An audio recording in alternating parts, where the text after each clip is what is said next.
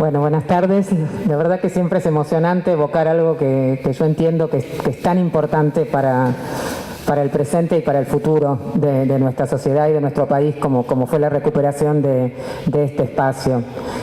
Yo soy Gabriela Alegre y tengo el privilegio de tener una doble pertenencia desde la gestación de este proyecto como miembro de un organismo de derechos humanos, Buena Memoria, y habiendo sido en ese momento funcionaria del gobierno de la Ciudad de Buenos Aires, porque yo era en aquel entonces la subsecretaria de Derechos Humanos del gobierno de Aníbal Ibarra. Como organismos de derechos humanos, recién recordaba, porque me decía Julia que había que pensáramos en cómo se había gestado institucionalmente esta historia. Y tengo una foto que llevo siempre conmigo junto a la Constitución de la Ciudad de Buenos Aires y la Constitución Nacional, es mi cábala, llevarla siempre encima en una mochila, vaya donde vaya, que es la foto de la Marcha de la Resistencia del año 2003, esto debe ser 8 o 9 de diciembre del año 2003, estábamos todos los organismos de derechos humanos, ustedes si ven la foto más de cerca, está Estela Carlotto, está Lita Boitano, Tati Almeida, Mabel Gutiérrez, Buscarita, Carmen Lapacó, Laura Conte, Nora Cortiñas, Aurora Veloquio, Carlitos Pisoni de Hijos, bueno, representantes de todos los organismos de derechos humanos que estábamos dando la vuelta a la pirámide, como se hace todas las marchas de la resistencia, y Néstor estaba en la Casa Rosada y dijo que vengan a verme. Nosotros ya habíamos estado varias veces con Néstor Kirchner como organismos de derechos humanos. Bueno, Néstor Kirchner se había proclamado hijo de las madres y abuelas de Plaza de Mayo en su discurso, pero bueno, la verdad que fue la primera vez que de una manera espontánea, sin ningún pedido nuestro, dijo, bueno, vengan, vamos a recibirlos. Y bueno, y entramos a la Casa Rosada, que todavía era muy distinta, no había sufrido las remodelaciones que después se hicieron.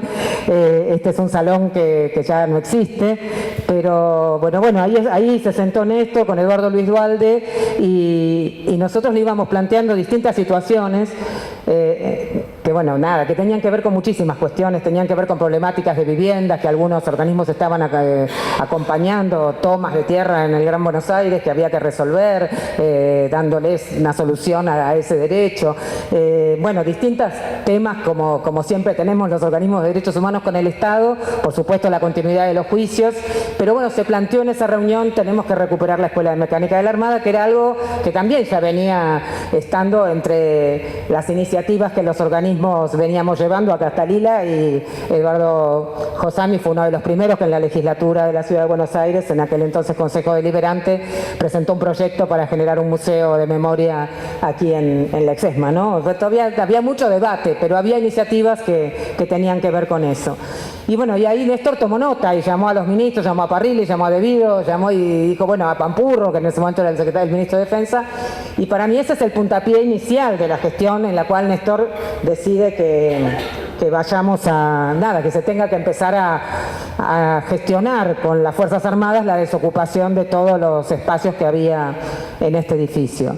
El 19 de marzo en realidad no es el principio, si bien es el principio porque es el momento en que entran los sobrevivientes a este lugar, pero ya veníamos desde el mes de febrero, el gobierno de la ciudad y el gobierno, yo recuerdo algunas reuniones en el despacho de Néstor con Aníbal Ibarra, Eduardo Luis Duhalde, que a mí me tocaba ir por la ciudad, en la cual estábamos hablando cómo íbamos a llevar adelante esta iniciativa y bueno, y ahí tuvimos algunas reuniones en las cuales íbamos decidiendo cómo hacerlo, acompañando, porque obviamente era Néstor Kirchner que decidía prácticamente todo, y nosotros, porque además tenía la enorme responsabilidad de tener que darles la orden a las Fuerzas Armadas, pensemos en qué momento estábamos, de desocupar todos estos edificios, que además habían sido de alguna manera falsamente ocupados a partir de la decisión del presidente Menem de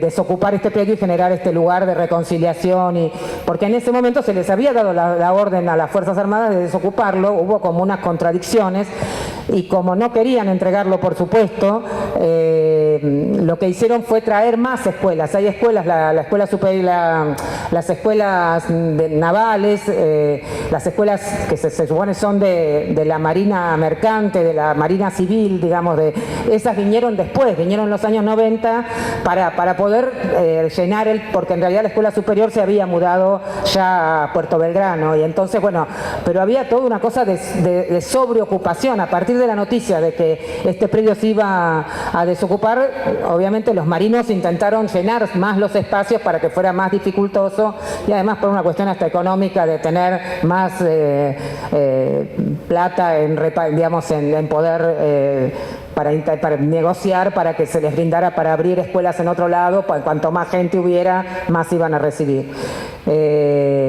Así que bueno, fue un proceso muy complejo, pero lo que yo recuerdo de este momento del 19 de marzo es que siempre era un debate muy fuerte que había en nuestra sociedad sobre que todavía existe, no hay que sacarle el cuerpo a los debates, sobre qué destino debería tener este predio, si debía construirse un museo, si no debía construirse un museo, si debía preservarse el lugar tal cual está. Otros decían hay que ponerle una bomba y que vuele por los aires. Digamos, hay tanto dolor, tanto involucrado en lo que este predio significa que las opiniones eran muy diversas y era polémico, era una decisión que era complicada de llevar, sobre todo hacia el enemigo, hacia los militares, a quienes habían sido los autores del genocidio, pero también hacia la propia fuerza de los organismos de derechos humanos y de los sobrevivientes de este lugar. Entonces era muy complejo. Entonces cuando hablábamos yo creo que Judith fue una de las grandes impulsoras de la iniciativa, también Martín Gras, sobre todo fue la gente de la Secretaría de Nación que tenía más vínculo con los ex detenidos que los de la ciudad, que en realidad, bueno, algunos saben, este predio todavía es un predio que había sido cedido a la Ciudad de Buenos Aires y después la Ciudad de Buenos Aires lo entrega para que funcionen las escuelas de la Armada. Entonces siempre en ese momento había un litigio sobre quiénes eran los dueños del predio y por eso la participación de la ciudad, también por una cuestión legal que tanto la Ciudad de Buenos Aires como Nación debían resignar la demanda sobre la propiedad de este predio porque, bueno, con el acuerdo de destinarlo las dos partes, las dos jurisdicciones, a que sea un espacio de memoria. Pero bueno, lo que recuerdo es esto, que la Secretaría de Nación dijo tenemos que poder entrar con los sobrevivientes y ahí empezamos a hacer esa lista de todas estas personas que participaron de esta visita, que fue muy amplia, que había muy distintas opiniones sobre lo que debía ser el predio en ese momento en las personas que lo visitaron, pero la verdad que era una oportunidad impresionante poder entrar. Solamente habían entrado en su momento la Comisión Interamericana cuando visitó la Argentina y por alguna orden judicial en algún momento testigos para poder, pero pensemos que en ese momento todavía las causas estaban bastante frenadas, todavía no se había iniciado este proceso de los juicios, la causa ESMA todavía no había tenido no había comenzado a ser instruida nuevamente, pero bueno, la oportunidad de entrar con el presidente de la Nación, con el jefe de gobierno de la ciudad y poder ver de primera mano el edificio del Casino de Oficiales que todavía estaba en uso por los marinos. El edificio estaba en funcionamiento, usaban la cocina, te servían café, digamos, era un edificio que era el Casino de Oficiales, era el lugar donde todavía había dormitorios de cadetes que ocupaban el primero y el segundo piso y estaba así como un lugar que no se tocaba demasiado, se supone, lo que son Capucha y Capuchita, el lugar donde habían estado realmente desaparecidos los detenidos desaparecidos que pasaron por este lugar. Y bueno, recuerdo eso, la verdad que después me parece que mejor lo van a contar Lila y Miriam, que fueron las que pudieron participar como sobrevivientes, y no sé tu nombre, y Ana, Rosita. Y bueno, pero nuestro lugar fue un lugar, yo lo que recuerdo era ese momento de muchísima tensión. La tensión porque sabíamos que los padres del Liceo Naval iban a hacer una protesta cuando el presidente pasara por la calle de entrada, porque no querían dejar el predio, el Liceo Naval no quería dejar el predio. La tensión de que siempre teníamos un cuidado muy grande en todas las conversaciones que teníamos tanto con el presidente como con el jefe de gobierno, con el secretario Duhalde, era de no utilizar de manera, no sacar ventaja de una situación tan dramática y tan candente en nuestra sociedad. Entonces había mucho cuidado de no hacer una utilización política que pudiera dejar a alguien de manera incómodo con lo que estábamos haciendo. Entonces por eso se decidió, dice Miriam que ella no estaba de acuerdo, pero se decidió que fuera sin medios la visita. El único que estaba era el fotógrafo de la Presidencia de la Nación, que sacó algunas fotos. Ni nosotros como gobierno de la ciudad no sacamos fotos, no podíamos sacar fotos, foto solo, y esta foto histórica la sacaron desde afuera los fotógrafos que habían venido, en realidad no convocados por nosotros, sino convocados por los padres del Liceo Naval que habían armado esa protesta. Obviamente, una vez que hubo una primera convocatoria, se corrió absolutamente la bolilla por el barrio y hubo vecinos que vinieron y hubo otros medios que fueron llegando, pero bueno, esa fue la tensión. Imaginen la tensión de estar tomando una decisión, llevando adelante una decisión política tan importante como era la recuperación de este lugar, y al mismo tiempo entrando en este lugar de horror que no habíamos, por lo menos en mi caso, no lo había visto nunca en mi vida, y bueno, y acompañada del relato de los sobrevivientes que iban reconociendo cada espacio, que le iban contando al presidente, a Cristina Kirchner, que como senadora también acompañó, a Aníbal Ibarra, le iban contando de qué se trataba cada espacio, quién había estado en cada cucha, cómo en ese momento había bueno, están en las fotos, ¿no? Había como unas camas metálicas que después las sacaron, cuando nos entregaron el predio ya no estaban, pero que eran bastante impresionantes esos elásticos metálicos, tal vez los dejaron como una señal para de alguna manera burlarse de nosotros, que no eran, en realidad nadie las recordaba como que esas hubieran estado en el momento del centro clandestino, pero era como un mensaje, ¿no? Mirá, te dejamos estas camas metálicas que pueden tener la connotación de la tortura, de la picana, digamos, para quienes no nos conocíamos la historia absolutamente de cerca. Y bueno, nada, tuvimos horas, me parece, yo tengo la idea de que fue una visita bastante larga, salimos cuando ya estaba anocheciendo. Recuerdo mucho a Víctor Basterra, que no podía parar de contarnos cosas, y que, bueno, recorrimos capucha, capuchita, el sótano, y después quería ir al COI, quería ir a Sanidad, quería ir a los otros edificios por los cuales él había pasado, y que fue tan importante el testimonio de Víctor para poder reconstruir, obviamente, para poder condenar a los genocidas por los crímenes que aquí se cometieron, y también para poder reconstruir toda la historia que aquí sucedió. Así que bueno, ese es mi relato. Yo realmente podría estar semanas hablando de toda esta historia. Después, por supuesto, seguimos trabajando. Fue casi 1 año y medio lo que tardamos en recuperar los predios en su totalidad para que los milicos se mudaran cada uno a las instituciones con las que reemplazaron los edificios que aquí tenían. Pero bueno, ese día es el gesto importante de darle a los sobrevivientes de este lugar, que después, como bien dice Judith, tuvieron un rol tan importante en los juicios, el protagonismo de poder entrar por primera vez a ese lugar donde había sucedido tanto horror. Nada más. Bueno, muchas gracias. Sí. Yo les voy a dejar otro micrófono porque la idea es que fluya como una charla esto. Así que, bueno, Miriam Lewin, empezás vos. Dale. Yo recuerdo, recién me lo estaba haciendo recordar Lila, pero lo tengo bien presente, que yo no quería venir. No quería venir no porque creyera que no era importante recuperar para la sociedad civil el predio donde había funcionado este centro clandestino de tortura y exterminio, sino que creía que tenía que ser un acto público. Me parecía que estaba muy mal que visitándolo con el presidente de la Nación, lo que lo hacía un acto oficial, no hubiera medios presentes. A lo mejor es una deformación profesional, pero yo decía, si yo quiero intimidad, voy sola, no voy con el presidente. Si yo quiero ir a llorar a mis muertos, ir a recordar todo el sufrimiento, entro en soledad para poder llorar tranquilamente. La significación histórica de un presidente de un gobierno electo por el pueblo recuperara para la sociedad civil lo que había sido convertido por los militares en un lugar donde habíamos padecido tantos miles, tanto dolor, y muchos no pudieron contarlo, hacía que fuera necesaria la presencia de la prensa, que hubiera un registro de la situación.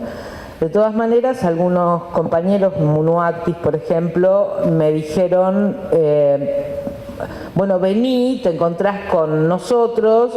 Creo que nos encontramos en un bar cerca de Plaza de Mayo y había un micro destinado a traernos. Entonces el hecho de encontrarme con todos ellos y el clima de no diría de alegría, pero de emoción, de volver a juntarnos. Siempre es bueno tocarse y saber que uno está ahí para el otro, a pesar de las diferencias, a pesar de los debates, a pesar de las discusiones. Me hizo subir al micro y dije, bueno, otro paso más. En todo caso, si no quiero, no entro cuando llego a la reja.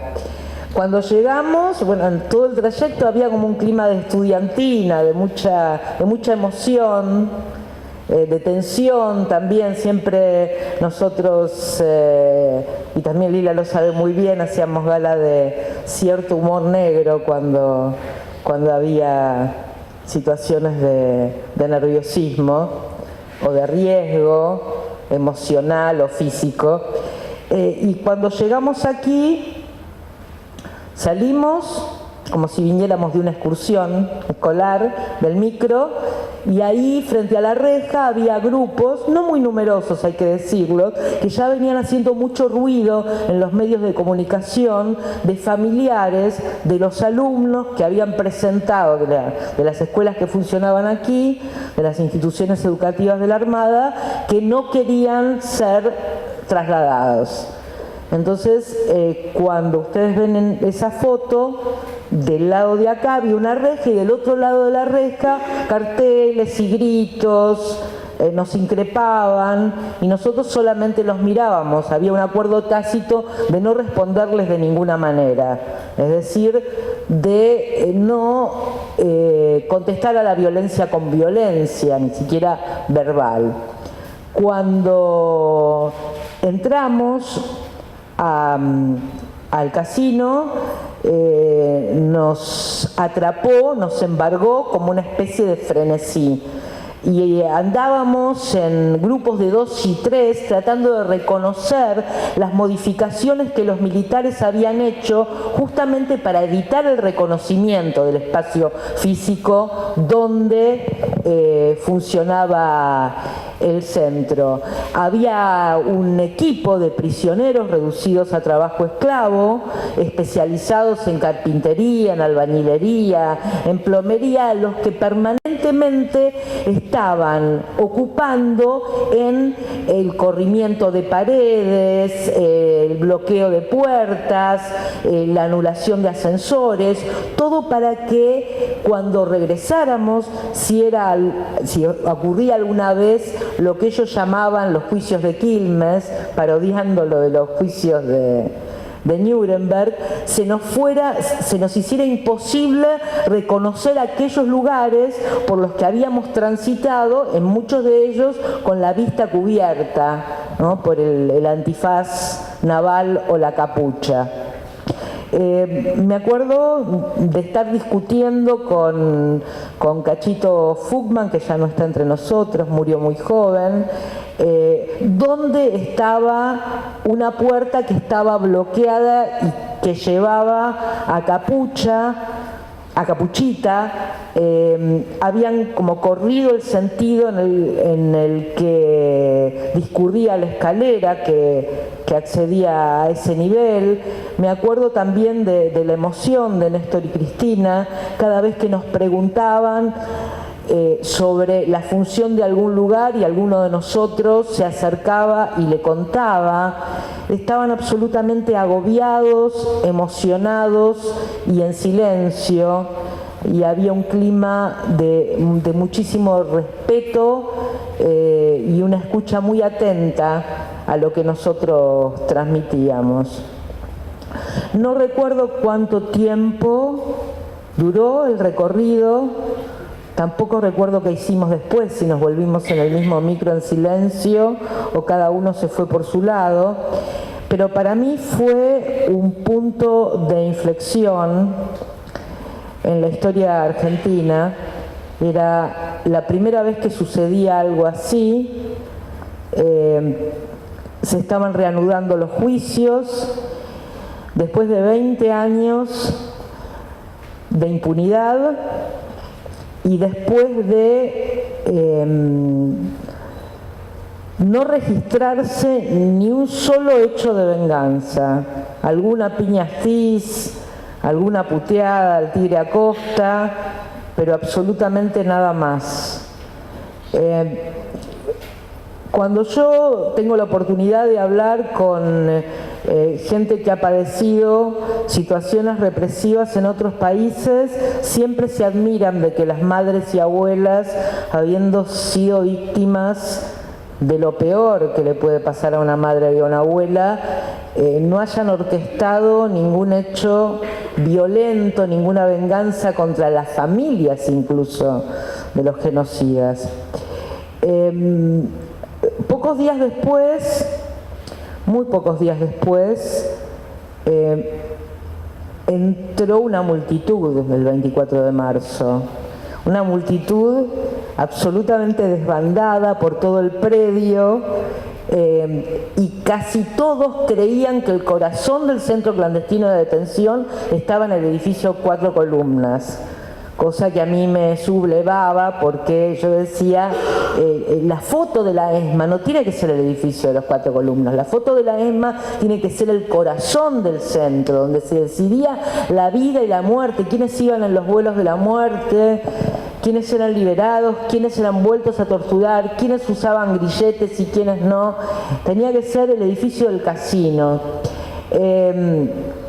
En ese momento mi hijo mayor, Juan, estaba en un grupo de videastas independientes que se llama Indimedia, y que nació al calor del 2001. Y Juan, que sabía exactamente, porque se lo habíamos señalado del otro lado de la reja, cuál era el casino de oficiales, fue con un grupo de gente y rompió el candado y entró en el sótano. ¿Vos estabas, Daniel? En ese grupo. Y cuando me lo contó, yo no estaba ese día, cuando me lo contó me emocionó muchísimo. O sea, me emocionó sentir que mi hijo, que es hijo además de otro sobreviviente, sus dos padres somos sobrevivientes de la ESMA, había podido entrar a ese lugar rompiendo candados, ¿no?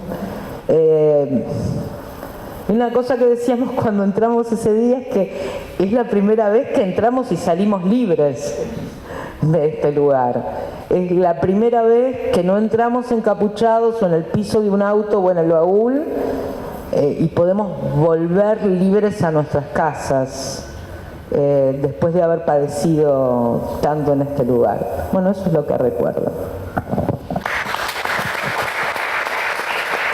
Bueno, yo soy Ana Sofiantini, conocida como Rosita, era mi nombre de militancia y es el nombre que prefiero usar porque creo que si nosotros no nos conocían por nombre y apellido, era porque no nos interesaban las cuestiones personales prácticamente, o tener un nombre que se destacara. Entonces me parece interesante conservar mi nombre porque soy uno más de toda la playa que fuimos todos nosotros, ¿no? Los que estamos y los que no estamos. Bueno, para mí la convocatoria al ingreso de la ESMA aquel día fue sin saber la tarea previa y comprometida que hicieron ustedes, que hoy me entero porque yo vivo lejos, no estoy acá en Capital, no me entero nunca de todas estas cosas. Fue algo que realmente me sorprendió y que fue tan significativo para todos que lo que no voy a dejarle de reconocer a Néstor fue que nos devolvió el valor de seguir luchando, porque nos puso de nuevo en el terreno, presentándonos frente como militantes y como historia que él mismo decía valoraba infinitamente frente a nuestros hermanos, ¿no? Frente al resto de nuestro pueblo. Ese día fue realmente como un sueño para mí, y recorrer la ESMA junto con él, que era como un compañero que conocíamos desde siempre, no nos parecía que era alguien recién conocido, sino alguien que hubiéramos estado siempre con él, al que no dejó de abrazar a nadie. Cristina estaba muda, quieta, tensa, porque realmente se ve que le había impresionado mucho.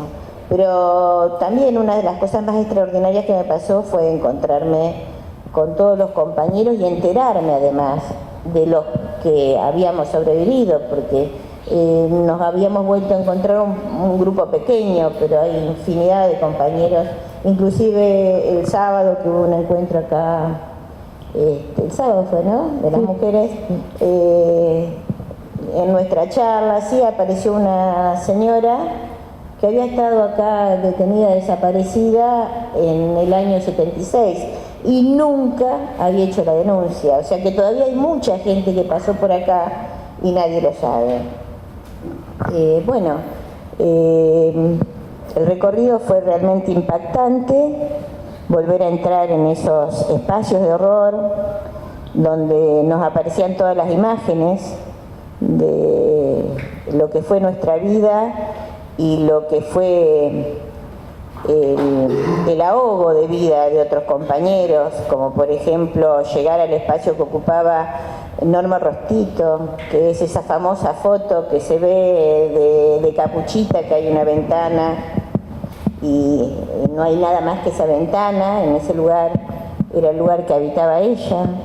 Poder terminar de entender todo eso que nos imaginábamos, porque era como la alegoría de las cavernas, ¿no?, que uno se imagina más cosas que por ahí las que eran o absolutamente distintas, y terminar de redondear o de enlazar todos esos eslabones que cada uno vivía, ¿no?, encontrarnos entre todos, decir, bueno, esto es lo que yo pongo, y entonces poder ir a armar todo lo que pasamos realmente ahí adentro fue muy importante. Pero sí, lo que más destaco es que realmente nos puso en situación de... primero, que no somos bronces los que sobrevivimos, para nada. A veces parece mentira que después de haber pasado semejante situación uno vuelve a tener miserias que le parecía que no, que estaban desterradas, ¿no? Vuelven a aparecer cuestiones que uno quiere que no sucedan, pero suceden, así es la vida. Pero para mí, y creo que para todos nuestros compañeros, fue un hecho que fue trascendental, ¿no?, para la memoria, para escarbar la memoria, para buscar la verdad, para seguir trabajando esto que recién no es que empezó y hoy ya tenemos todo. Como le decía la otra vez, creo que a Lila le escribí, ¿no?, las victorias no tienen garantía. Esto es una construcción que debemos intervenir todos y tenemos avances, tenemos retrocesos. Hoy, después de haber sido hace 15 años un hecho tan multitudinario, ¿no?, después de la visita nuestra, hoy cuesta, nos ha vuelto a costar poder llamar, convocar a los compañeros, convocar a la gente. Yo como docente veo que es un trabajo muy arduo, y poder seguir hablando de la memoria, porque está como cerrado en muchos espacios, hay serias dificultades. Pero un detalle que yo les quería contar, que cuando voy a una escuela me recibe un portero que había sido excombatiente de las Malvinas y había estudiado acá estuvo estudiando acá justo cuando nosotros estábamos chupados. Y me cuenta que a ellos les costaba mucho acercarse a la puerta 14, que es una puerta que hay por allá, en aquella parte, porque aparecía el fantasma de Gaby. Y ellos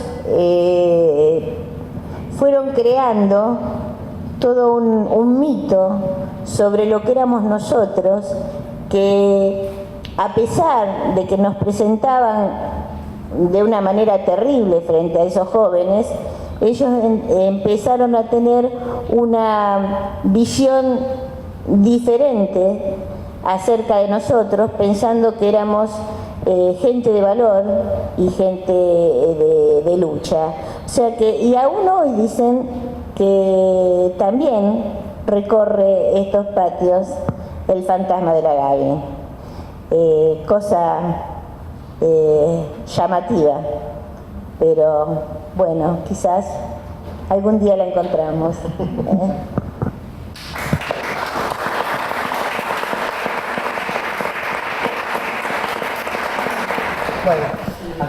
Bueno, me toca a mí.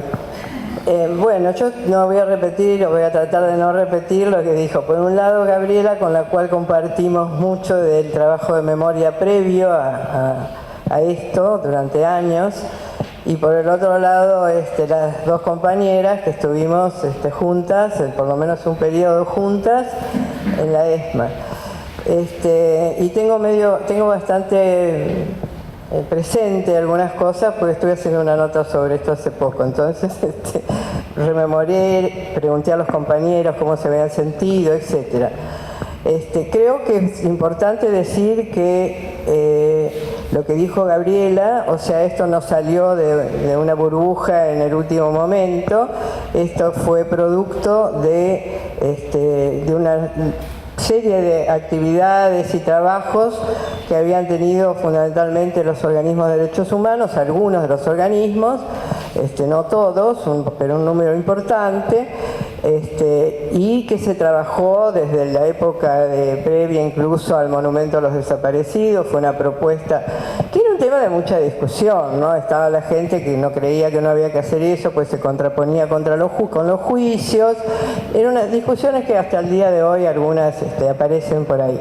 Bueno, pero en todo ese proceso creo que fue importantísima la decisión política de Kirchner, que realmente sigo pensando que era un tipo absolutamente convencido de todo lo que había que hacer en este sentido, y que las cosas que decían realmente para mí siempre lo hicieron ver como un tipo muy genuino en esta cuestión. Compartí con Gabriela, me acabo de acordar, la reunión esa del Día de la Resistencia del 2003, en la cual yo entré por la ventana, porque en realidad Alejandra, Naftali y yo fuimos a acompañar a unas madres hasta la puerta, estaba por llover, y las madres dijeron, no, vengan con nosotros. Yo ni sabía que había una reunión, siempre estoy no sabía. Pero bueno, cuando estuve en esa reunión, me impresionó las cosas que dijeron, que decía Kirchner, pero sobre todo la actitud que tenía con nosotros. El cariño hacia las madres, el respeto hacia la situación. Yo salí de esa reunión y anoté algunas cosas de las que dijo Kirchner, que las puse en la nota que escribí, pero que eran realmente impresionantes, ¿no? Él hablaba de la patria, y después de todo lo que había pasado en este país y de los 90, yo hacía tanto tiempo que no escuchaba decir la palabra patria, y como la dijo él, bueno, fue un impacto. Y además era una reunión muy rara, porque estaba para cada demanda de algún organismo, Kirchner llamaba al secretario o al ministro y andaba por alrededor de la mesa, y éramos muchos, de una mesa hablando con todos, y vos le contabas la historia y él te preguntaba ¿pero dónde? Y en medio de eso estaban todos los ministros con papeles arreglando todo. Una le planteaba, Mabel Gutiérrez le planteaba el problema de la vivienda de unos habitantes del conurbano, otro de las cosas más. Yo no recuerdo que ahí se haya hablado de la ESMA, pero bueno, ustedes saben cómo es la memoria, lo recuerdo en otra, pero bueno, no importa. Bueno, pero esa reunión fue importante porque a partir de ahí y de las cuestiones que se plantearon, hubo después reuniones y encuentros sucesivos. Eso fue el 3 de diciembre del 2003, o sea, unos meses antes de lo que pasó después. Hubo distintas reuniones y una que fue el 9 de febrero, una reunión donde había 14 organismos de derechos humanos, y que ahí Kirchner anunció a nosotros, los que estábamos en esa reunión, y la gente que estaba, Valde, etcétera, no me acuerdo todos, la mayoría eran de organismos.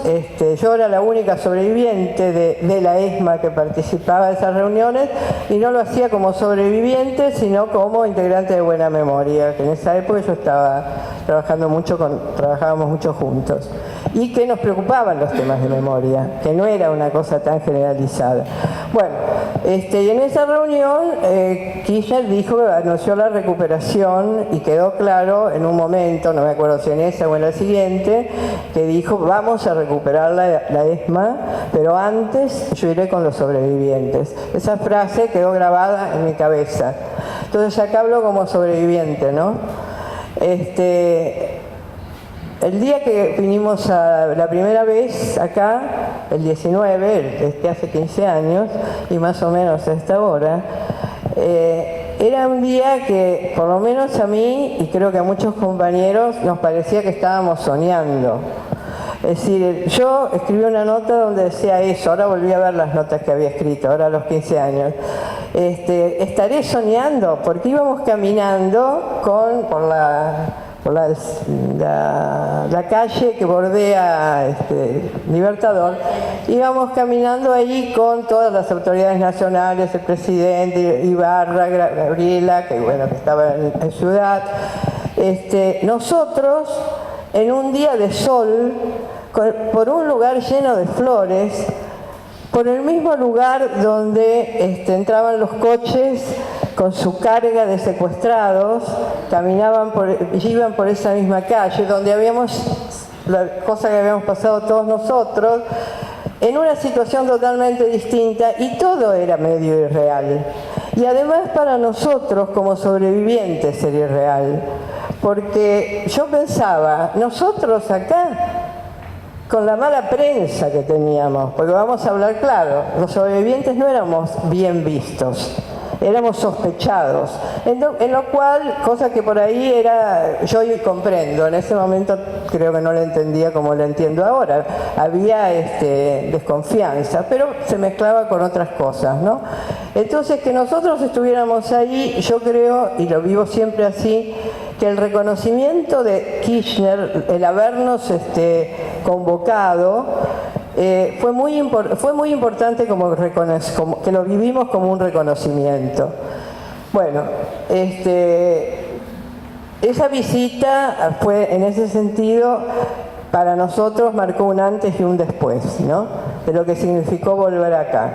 Significó, como contaban las compañeras, encontrarse con un lugar donde habíamos estado, habíamos reconocido, habíamos declarado en el juicio las juntas sobre ese lugar, habíamos declarado en el exterior, habíamos hablado mucho, pero no habíamos vuelto.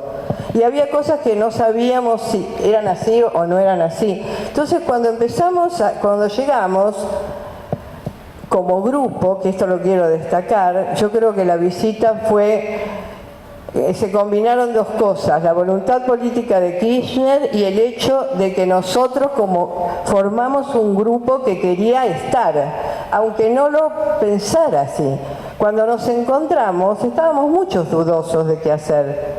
No era mi caso, porque yo venía en las discusiones, pero montones de compañeros era una situación de angustia, de curiosidad, de si había que tomar una decisión así o no, pero cuando nos vimos todos juntos, cuando nos encontramos ahí en esos bares de Plaza de Mayo, no lo dudamos y entramos como un grupo, entramos como lo que de alguna manera fuimos antes. Yo creo que esa visita rememoró o apareció en nosotros algo de lo que había sido, lo que nos había ayudado a vivir, que era la solidaridad entre nosotros, el ayudarnos a no caer, el ayudarnos a tener presente que ahí había que tratar de resistir, la esperanza compartida, y todo eso, apareció ese día en que cruzamos la entrada de la ESMA agarrados de la mano. Aparecí, y yo ahí pensé que era tan parecido a cuando estábamos desaparecidos, pues estábamos desaparecidos, lo que significaba, lo que decía Miriam, hasta el contacto corporal entre nosotros, ¿no? Todo eso apareció ahí. Entonces eso fue muy importante para nosotros y para cómo nos sentíamos. Y bueno, y había además la entrada, qué nos pasaba al entrar. Todos le teníamos mucho miedo a qué nos pasaba al entrar, que nos iba a agarrar un ataque, que íbamos a empezar a llorar, qué íbamos a hacer. Bueno, cada uno lo vivió de distintas maneras, pero esa entrada, que fue llegar al sótano primero, que yo ni sabía en qué playón estaba, porque no conocíamos los alrededores de la ESMA en general, conocíamos los lugares en que estaba. Esa entrada fue fuerte, realmente, y ahí al poco tiempo se armó esto que parecía como que se largaba una carrera a ver dónde se encontraban los lugares conocidos, y había como algo, pero ya realmente eufórico. Pasamos del silencio de la entrada a acá está esto, no, es lo otro, ¿dónde estaba yo? Bueno, todo eso era en el sótano, primero. Y después se volvió a dar, pero de una manera más calma, cuando entramos al edificio del casino oficiales, ¿no? Pero ahora, en ese momento era una necesidad desesperada de ubicar el lugar, cómo estaba, lo habían cambiado, no lo habían cambiado, el sótano estaba totalmente vacío, no tenía nada que ver en términos de su estructura con lo que había sido el sótano. Era un lugar de tortura, el sótano era un lugar donde dormían compañeros y trabajaban compañeros, todos juntos, era un lugar espantoso. Bueno, era el lugar donde primero estuvo la enfermería y se hicieron los primeros partos. No había nada, y sin embargo era el sótano. A mí me costó darme cuenta que era el sótano, pero lo era. Y bueno, y pienso mucho, porque si no voy a seguir hablando de todo esto, pero pienso mucho que esa búsqueda eufórica tenía que ver con distintos factores. Tenía que ver pero uno de esos factores era que esos lugares eran lugares donde nosotros habíamos vivido. Eran, como dijo en un momento, creo que Víctor Asterra, pedazos de nuestra vida allá adentro. Entonces creo que no era solamente que íbamos porque había que ir, había que encontrarlos, porque eran cosas que eran valiosas, ubicarlas. De alguna manera nosotros queríamos encontrarlos. Es decir, la histeria esa, el entusiasmo medio que exagerado que pasó podía ser también una defensa, podía ser y creo que lo fue, un mecanismo de defensa para no caernos. Era la euforia, está esto, está el otro, acá estaba yo, no, vos estabas del otro lado. Como éramos de distintas épocas de detención, no teníamos la misma idea de algunos lugares. Pero además, fundamentalmente, yo creo que nosotros queríamos llegar ahí. Queríamos ver cuál era ese lugar, cuáles eran esos lugares donde habíamos pasado una etapa tan difícil y a la que habíamos sobrevivido juntos, ¿no? Entonces, bueno, fue una experiencia realmente importante para los que la vivimos, que no es la central de las celebraciones, como es obvio. La central es la recuperación. Hay que ver esto dentro de lo que era la recuperación de la ESMA. Lo que pasa es que para los que habíamos estado ahí fue de una importancia clave, ¿no? Y bueno, no se voy a seguir hablando porque voy a seguir contando cosas, pero sí que el tema de Capucha y Capuchita, los lugares donde habíamos estado recluidos, eran tremendamente fuertes en esa visita. Y ya no, en mi caso lo digo, yo estuve muchos meses en Capuchita, que era un lugar muy aislado, en mi caso, ese lugar es el lugar de mis compañeros. O sea, es imposible para mí no ir a los lugares de la ESMA, del casino de oficiales, digo, fundamentalmente, sin que aparezcan todos mis compañeros, aparezcan como eran, como vivían, como estaban. En general no los recuerdo apabullados ni dormidos, sino que los recuerdo en sus cosas de vida, ¿no? Bueno, esto. La otra cosa que quería decir, yo trabajé bastante tiempo después en este lugar, pero esa es otra historia, lo que pasó en este lugar, el trabajo que se hizo, qué era lo que queríamos lograr, qué es lo que se logró. Quiero decir que a mí me parece que la imagen y esto no coincidimos con Miriam, que la imagen del 4 columnas con el nombre de la Escuela de Mecánica de la Armada, que es la imagen que en todo el mundo representa la dictadura argentina, porque es la que llegó, no está mal que sea, porque la ESMA no fue solamente el casino de oficiales, en la ESMA participaron todos los sectores que estaban acá, estaban subordinados a la acción antisubversiva, como llamaban ellos, y por las cosas que se han sabido y que se han ido investigando y que hemos ido investigando, en general todas las instituciones tuvieron una doble funcionalidad que estuvo en función de la represión. Fue el lugar donde estuvimos nosotros. Era la sede del grupo de tareas, pero el grupo de tareas no podía operar si no tenía el taller clandestino de coches que tenía al fondo en automotores, ni los médicos que venían a atender a los embarazados, ni nada. Era una cosa de conjunto. Y eso es un logro, la averiguación y de nosotros los sobrevivientes por los testimonios, pero además de otros testimonios, de los testimonios de los colimbas, de la gente que viene a las visitas, de los recorridos que se hacen por todo el predio y de muchos otros factores que tienen que ver con la investigación documental. Bueno, hasta ahí llego yo.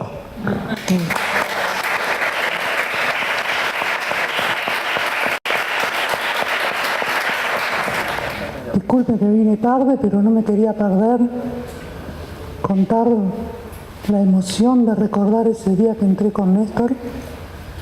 Yo en realidad tengo 3 cosas que con Néstor cambiaron mi vida prácticamente. Primero fue el día domingo anterior de entrar, que me llama por teléfono a mi casa y me llama Daniel Álvarez, que en ese momento era el secretario privado de él, y me dice: te llamo de la presidencia, y me dijo Néstor que quiere entrar con vos a la ESMA. Y yo no sabía qué decir, le digo: ¿qué, Néstor? Y Daniel Álvarez me dice: pero el presidente, ¿no lo conocés? Entonces le digo: bueno, disculpame, lo que pasa es que estaba re emocionado. Y encima me dicen: no le falles, porque él quiere entrar con vos.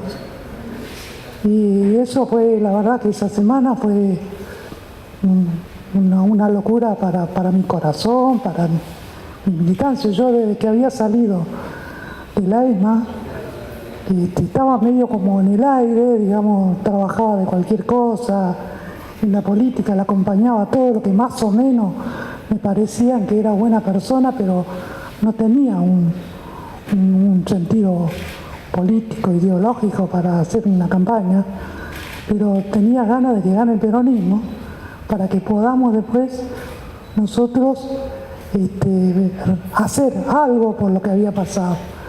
Y nunca me imaginé que me iba a llamar el presidente. La otra cosa que también me marcó un poco la vida fue el día que entramos acá, que estábamos en 4 columnas, esperándolo todo, y de golpe del lado derecho de la columna entra él con todos su equipo, venía vos también, todo, y más o menos a 30 metros abre los brazos y se dirige a mí. Me dan ganas de llorar. Me dice: ¿qué hace mantecol? Y yo le digo, me quedé emocionado, digamos, ¿no? Me agarró, me puso la mano en el hombro y empezamos a caminar y me iba diciendo: esto fue duro, dice, qué impresionante, quiero que me cuentes todo. Y bueno, fuimos caminando. Cuando íbamos llegando para el casino, me paro y le digo: señor presidente, ¿le puedo hacer una pregunta? Y me dice, sí, la que quieras. ¿Cómo sabía que yo era Mantecol? Y dice, sí, era el único villero. Y el único dirigente villero que invité fuiste vos. Así que vos sos Mantecol, me dijo. O no sos Mantecol. Y bueno, eso también me marcó un poco la vida. Después, el que antes de irse me diga, mañana te espero en la casa de gobierno. Mañana era el lunes, digamos, porque eso fue viernes. Y digo, bueno, cuando quieras. Y dice, bueno, venite con tus compañeros, con tu familia, que yo quiero conocer tu historia. Así que bueno, el otro día, el lunes, estuve ahí y comencé, digamos, una nueva vida política, no personal, vida política, porque me rescató de la nada, porque nosotros como sobrevivientes estamos medio, aún hoy, estamos medio como ninguneados, pienso yo, ¿no?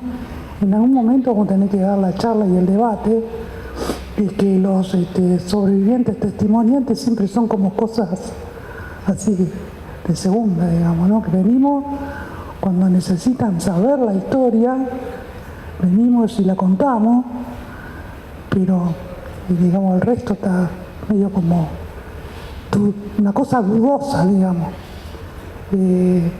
Yo quiero decir y rescatar a todos los compañeros sobrevivientes que nosotros hemos hecho lo que había que hacer, digamos, ¿no?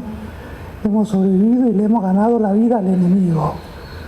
Y por lo menos en mi caso, no tuve ni siquiera necesidad de cantar a otro compañero, porque no, yo cuando caí prácticamente fui el último. Igual, digamos, traté por todo el momento de sobrevivir para seguir luchando. O sea que sobreviví y sigo luchando. Hoy por hoy, todo el mundo sabe que Mantecol está primero cuando hay que testimoniar, cuando hay que venir, defender el espacio de la ESMA. Hay que defender el espacio de la ESMA, porque no solamente por una cuestión de que es una cosa judicial que nosotros lo tenemos, porque no nos olvidemos que nosotros fuimos secuestrados, no estábamos acá legalmente. Entonces nuestra única prueba para que la historia diga de lo que nos pasó acá son las paredes y el lugar de la ESMA, entonces hay que defender. Y por el otro lado también yo tengo hijos, tengo amigos, tengo sobrinos, tengo un montón de gente que me conocen, que quieren conocer la historia. Así que bueno, vengo por eso, para contar la historia y que se sepa la verdad y que algún día haya justicia. Hoy venía leyendo, de que hay muchos genocidas que todavía están con la domiciliaria y que se van de vacaciones y que salen a comprar al supermercado, y una señora se sorprendió porque en el colectivo iba un genocida, digamos, que ella pensó, quedó en la duda porque lo había visto en los diarios cuando fue condenado y estaba viajando con ella. Entonces tenemos que seguir trabajando, digo yo, para que esto no ocurra y para que vayan toda la cárcel común y que nunca más estén por la calle. Así que bueno, acá hubo 5.000 compañeros que desaparecieron, hubo 30.000 en todo el país, así que en homenaje a ellos hay que recordar a Néstor porque fue el único, por lo menos en mi caso, que se ocupó y que preguntó, que luchó, que ordenó, digamos, para que se haga justicia.